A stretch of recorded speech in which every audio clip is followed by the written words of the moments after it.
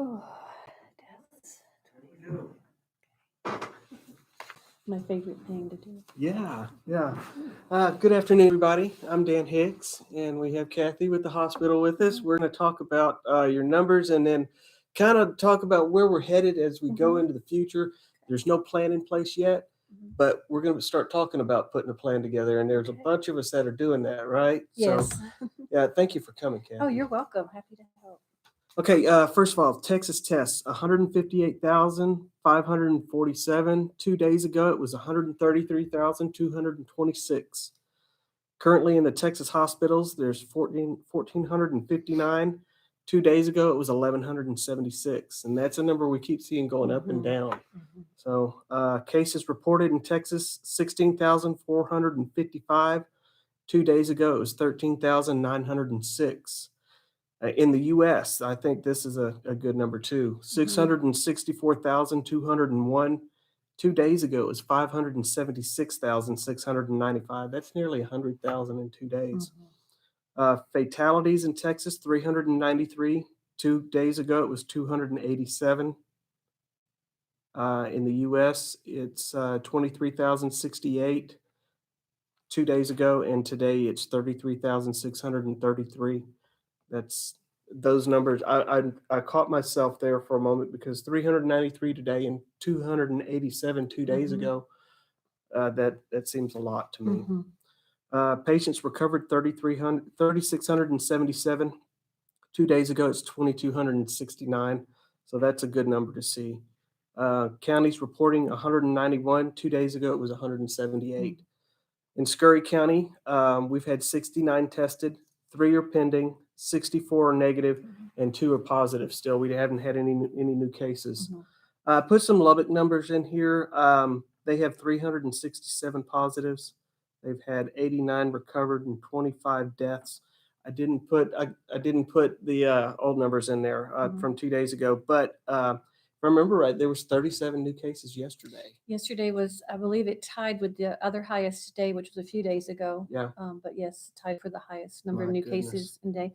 I Yeah. know also in Lubbock, I think it was last Thursday, there were 7 deaths. And then on Saturday, it jumped to 14. Right. On Monday, it jumped to 21. And Yeah. now on Wednesday, as of Wednesday, it was 25. So Yeah. that's a significant number of deaths in less than a week. Absolutely. Yeah, it really is. But on the flip side of that, you have Taylor County where they've tested 1,151. I couldn't find the number that Lubbock had tested. They have 79 positives. 2 days ago, it was 68.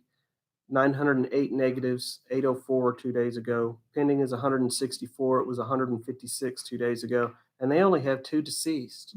So their numbers are quite a bit different. They sure are. And then Midland has 1,027 tested, 986 2 days ago. Positives, there's 41, 39 2 days ago. 2 have died. There's 953 negatives, 803 2 days ago. There's only 33 pending. 2 days ago, it was 88. So they're on track to get their tests back quickly. Ector County has tested 631. That number did not change. I looked at that a couple of times. Positives is 55. It's gone up from 46. Deceased is 2. Negatives 516, and they've gone up on their pending to 60 from 55. San Angelo, Tom Green County tested 1,027. 2 days ago, it was 986. They've had 2 more positives than 2 days ago, 41. It was 39. They've had 1 die. 953 negatives, 892 2 days ago. Pending is 33, and 55 it was 2 days ago. I wanted to look up Dawson County because they're awfully close. They have 9 positives, and they've had 1 who died. So that was interesting to me that close to us. Yes. There's that many cases. So Nolan, Fisher, and Mitchell counties, they're all under 1. So they've tested 85. Nolan County has 52 negatives, 19 for Mitchell, 8 for Fisher County. They have Mitchell County has 1 positive. I put that wrong. It says 0, but they have 1 positive. There's 4 pending in Nolan County and 1 pending in Fisher County. So that just gives an idea of what's going on around us. And it tells me that we're doing the right things right Mhm. now. Our community is ahead of the game. Mhm. So I think the community has done a good job of doing the stay home, stay safe. Mhm. I think we got out ahead of the curve a little bit on asking the community to do that, and right. I think it's been in our favor. Mhm. I would continue us to stay strong in that because Absolutely. I do feel like it's playing a very positive factor in this, Yeah. and it just makes sense to continue it and to keep working hard at keeping our numbers low. Absolutely. Mhm. Yeah. And nationwide, and statewide, and even locally, we're all talking about the future, what we're going to see, where we're going to Mhm. go. Um, how soon do we do that? And Mhm. there are obviously two trains of thought on that. One, our economy is going to continue to suffer, but we don't Mhm. want people, if we open back up too soon and Mhm. too quickly, um, and too widespread, then we're going to see it all over again, Mhm. right? It would be such a shame to have gone to offer all the sacrifices that we've had and the the people that have been hurt in the process of shutting down businesses and what else and Mhm. other similar things. It would be a shame for that to be wasted by jumping back in too soon and too broadly. Yeah, Mhm. yeah, I definitely Mhm. agree with that. So we're going to be looking at that over the next couple of weeks, and kind of what I'm envisioning, and I think what the state's going to do. I'm not going to speak for them, but Mhm. my guess is just kind of a slow opening, Mhm. where some of the businesses that have been closed might be able Mhm. to open back up, but limit the number of people that can Mhm. go in, limit the contact, continue doing social distancing, wearing Mhm. masks and gloves, Mhm. and washing hands. Mhm. And the ones that I think would be most concerning are the ones where they have to actually make contact with somebody. We're talking Mhm. our hairstylist, the Mhm. barber. My hair is getting really Mhm. long. Um, we're also talking about tattoo parlors and Mhm. massage parlors and nail Mhm. places. And Mhm. so, any thoughts on that? It's so hard because to many of those are essential Hmm. services. It's a important thing for people, but they are at the higher risk because you are in close extended contact with clients or each other, Right. and that is where the higher risk comes in. If you're in less than 6 feet, that's Hmm. considered close contact. If you're in close contact for an extended period of time, that's generally considered to be 15 minutes or more. Right. So you think about a hair appointment or a Yeah. nail appointment or massage, those are generally all longer than 15 minutes, Sure. closer than 6 feet. Hmm. Um, so they are higher risk, unfortunately. Now, you can mitigate that risk a little bit by both people wearing masks. It's Hmm. not completely protective, but it does seem to offer a little bit of protection from me infecting somebody else. Sure. But yeah, those are Yeah, hard. definitely. Those are big things that we'll need to think about. We also Hmm. need to think about the communities around us. Hmm. Looking at how many cases are in Lubbock and Abilene and Hmm. Midland and Odessa, San Angelo. Hmm. Uh, Nolan County it doesn't have many, but right next door to us, 60 Hmm. miles away, they have 9 cases. Hmm. And so we need to. That's something else we need to talk about as we go Hmm. into it. Are we going Hmm. to try to protect our bubble? Are we going to talk about letting people travel to these Hmm. places? Because my understanding, DSHS said the other day that we're bending the curve, Hmm. but it's not flat. It Yes. hasn't gone down the other side, and we can see that by the cases going up. I think the exponential growth that could have happened isn't happening right now, Mhm. generally overall. I mean, I think there's some pockets of exponential growth, but we definitely haven't flattened the curve, but maybe Right. we have broadened it a little bit. Hmm. So it's good. We can do better, and we need to just continue to work hard at keeping it down. What an interesting number that you gave was the number currently in the hospital. Yes. So you said 1459 in Texas, and 2 days ago 1176. So of course, for me working at the hospital, I look at Sure. that number, and that's a significant jump. And that is the Hmm. concern if we don't flatten the curve. If we have too many people ill at the same time, it will inundate our hospital system. We only have so many beds, whether it's us and Mitchell County and Yeah. Lubbock and Abilene all combined. We just have so many resources Hmm. available. So that's the scary part when I see that number jumping up. Yeah. Right now, if we had a positive case and they were very sick, we would be able to transfer them to Sure. Lubbock or Abilene, and and that's great. But if they get inundated, I mean, they're going to say to us eventually, "I'm Mhm. sorry, you have to keep them there," Yes. and we would take good care of them. But we're not really equipped to take care of very, very sick patients. Right. We will take good care of them. We Absolutely. have prepared ourselves and pulled in resources and staff and done extra Mhm. training, and we will do what we need to do. But they're better to go to an ICU in Lubbock or Abilene if Sure. they're really sick. But that number concerns me for being able to do that, and how long can we do that? Absolutely. And that's not one of the numbers I've been watching Mhm. is how many in the Texas hospitals, and DSHS keeps up with that pretty well, Mhm. and it changes every day. Mhm. I saw one day it was 1,100, the next day it was 1,300, the following day it was 1,500, Mhm. and it jumped back to 1,100. So Mhm. it's varying, and I'd really like to see that number come down. Mhm. So um, you just hope that the number of fatalities keeps dropping Yes. too. Yes. Um, it's really hard right now to have those fatalities. Mhm. They can't really have the funerals like they typically Mhm. do and mourn the losses Mhm. that we normally would. So, but I think as long as and I think you agree, as long Mhm. as we continue with what we're doing for a while, we Mhm. should get out of it. Correct? It's really hard to predict. Our Mm-hmm. testing numbers are still on the low side. I mean, Mm-hmm. we do have more testing capability now, which is a great thing. Mm-hmm. We are, I think you had Bill and Christy on yesterday. They Yes, talked ma'am. about this at length. But our testing capability is greater. Our Mm-hmm. turnaround time is very short, Right. thankfully. Yeah. So we are getting to where we can test more, but we're not testing isn't open to everybody and at any time. Right. So our testing numbers are still a little low, and Mm-hmm. so it's hard to really know what's going on in the community. Right. I would love to say yes, Sure. but I just don't think we can Right. say one way or the other That's a very at good this point. point. Yeah. Mhm. Um, where any idea where we might know if we get to the Mhm. point where we're doing a lot of testing or we've Mhm. caught up with testing, we're still seeing. My concern is complacency. All Mhm. right, we've only Mhm. got 2 cases. They've tested Mhm. all these people and nobody else got it. Mhm. Nobody else has contracted COVID. Why can't we just go out and do what we Mhm. want? That's my concern. Mhm. So And I hear that a lot, and I see a lot of social media posts, to mhm, that effect, and it is concerning. While I can understand it because people are being inconvenienced, mhm, I just have to try and encourage people to really think about other people in this instance because absolutely. it,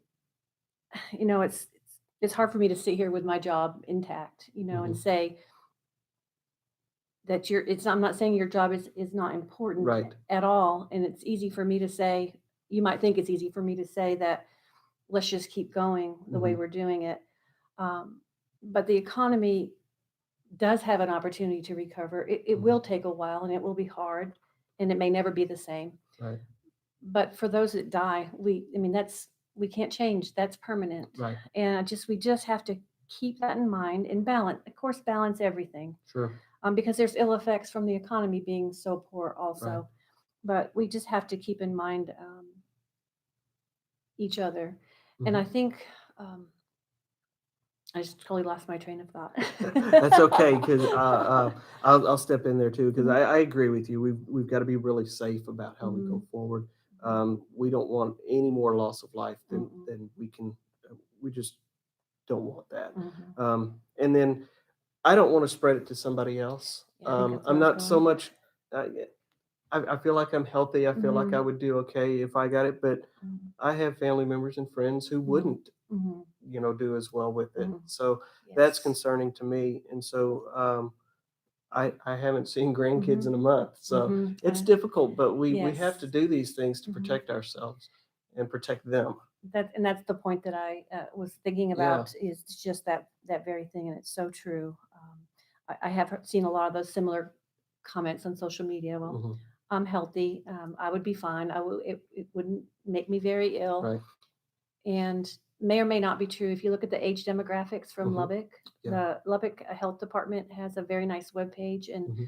their statistics are pretty clear. And they have a graph that shows the age demographics. And I would encourage you to look at it Sure. because it does not prove to be that it's only the older people that are getting it. Absolutely. The 20 to 30 group, the 30 to Mhm. 40 is some of the highest groups. Now the Right. death rate probably is in the higher ages. I don't think they break it down by age, the deaths. Right. But as far as contracting it, Mhm. and there are a lot of cases of young, healthy people who are contracting it and are dying. Yes, yeah, Mhm. that's what I was going to mention also, is Mhm. that you see that as well. It's Mhm. not just um, those that are older or those that Mhm. might have an underlying Mhm. disease or something that might cause more problems. It's the younger ones too that Mhm. it's not Yeah. as many, but there are younger Mhm. ones that die from it as Yes. well. Yes.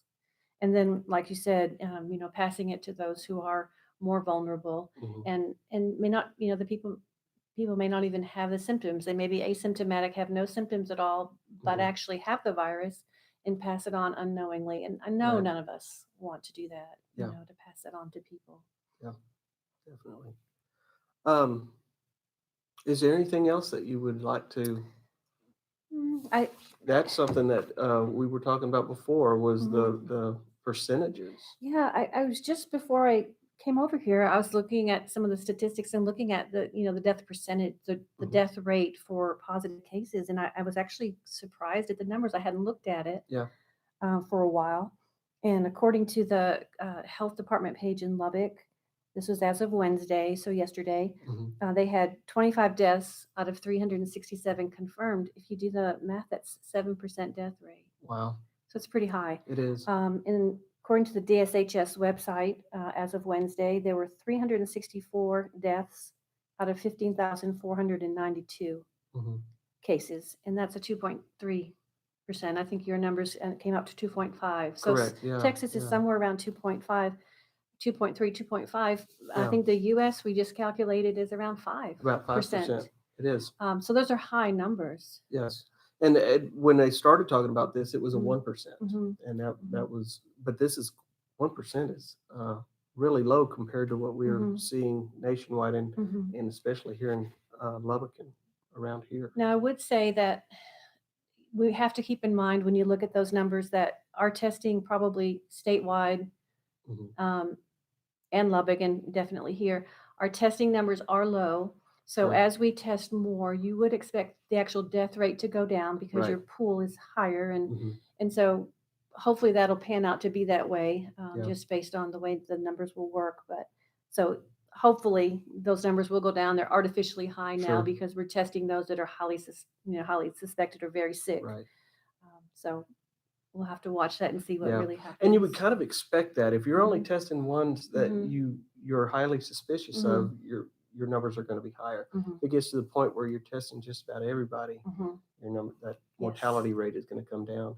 And if I Mhm. remember right, in January when we had our emergency management meeting, that Mhm. was one of the questions that we discussed was Mhm. what's the mortality rate looking like, Mhm. and it was Mhm. looking like 1% at that time. Mhm. So Yes. Yes. yeah, that's good information. Mhm. It really is. So. All right. Well, thank you, everybody. Thank you, Kathy. I You're appreciate you welcome. coming Yeah. in. This is good information. I think can I add one more thing? Absolutely. I think another factor to remember is Texas hasn't peaked yet. Right. And there's different models out there that'll tell you different times. Hmm. I have seen um, April 22nd to April 26th. I've seen that as a date. I've seen some May dates. Hmm. I don't think the date is what's important. I think Sure. what's important is that we haven't peaked as a state yet. And I think West Texas is behind the eastern part, Sure. Dallas and Houston, San Antonio. We are behind them. So even though the state may peak in 2 or 3 weeks, we may still be behind that. Sure. And so that's another thing to consider when trying to decide, do we continue what we're doing? And I think in support of continuing to work really hard at mitigating it, we would Hmm. look at those dates as being pretty important. Absolutely. Hmm. Yeah. Yeah. And I know there's been a recommendation at this Hmm. point to extend it for 2 more weeks at Hmm. this point, Hmm. and then reevaluate at that Hmm. time. And we'll discuss that in our commissioners court meeting on Hmm. Tuesday.